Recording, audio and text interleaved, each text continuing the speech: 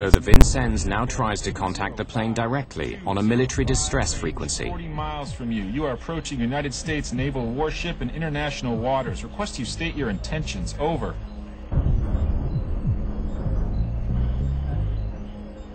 But there's no response. For all its state-of-the-art technology, the Vincennes doesn't have a radio tuned to civil air traffic control frequencies. Unidentified aircraft on course 206, speed. So the only option left is for the ship to call the mystery aircraft on the civilian international air distress frequency.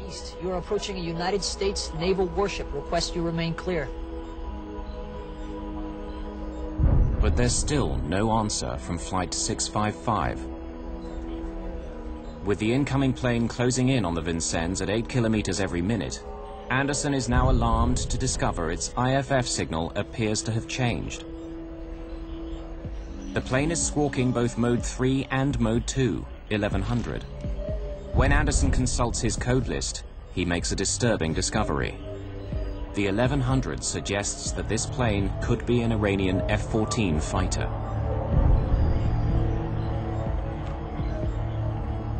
All stations IDS, I have a possible Mode 2 on track 4131, 1100, which breaks as an F-14. Possible Mode 2, breaking as an F-14. I repeat, incoming Mode 2. Anderson's words spread like wildfire throughout the CIC. The aircraft is now labeled as an F-14 fighter on the tactical displays in front of Captain Rogers. 48 kilometers away, the Airbus with its 290 passengers climbs out over the Persian Gulf. They have no idea that they've been misidentified and are flying into danger. Possible Mode 2. In the Combat Information Center, Flight 655 is now labeled as a hostile F-14. In the 1970s, the US sold 80 F-14s to their then ally, the Shah of Iran. They are the most up-to-date fighter in the Iranian Air Force. The Vincennes crew think they're under attack. Lieutenant Commander Scott Lustig is Captain William Rogers' anti-air warfare coordinator. With the incoming plane only 45 kilometers away, he seeks permission from headquarters to shoot it down if it comes too close. My position, my intention is to engage at 20 nautical miles if he does not turn away. Do you concur? Over.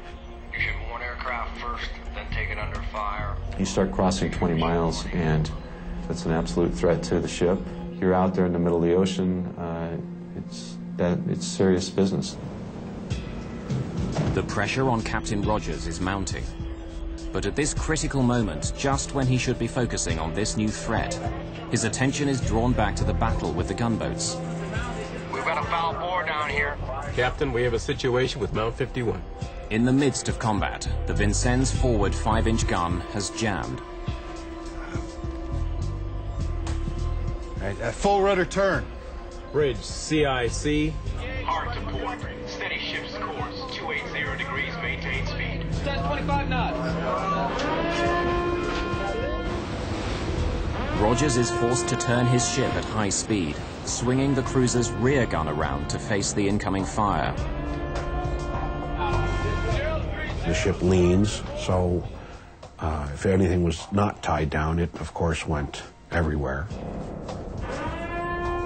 It went sliding off up against the wall. It turned sharp enough that if you were standing, you had to hold on to something to keep from falling over. Bring aft gun to bear now. As Captain Rogers struggles to keep the gunboats engaged, Captain Rezaian is busy with the routines of climbing to cruising altitude. FIR 58, Dubai 0715.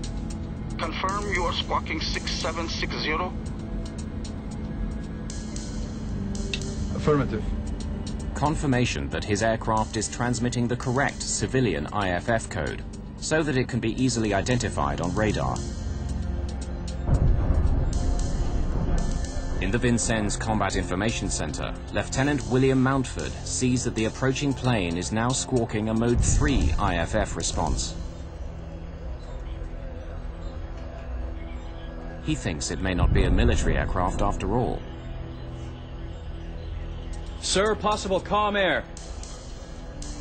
Captain Rogers acknowledges the warning, but he's still concerned by the plane's failure to respond. The aircraft was warned. It was warned a number of times. Continued to close. Time is a demon here. If I have a long time to sort things out, you're going to take more time to look at this and more time to look at that.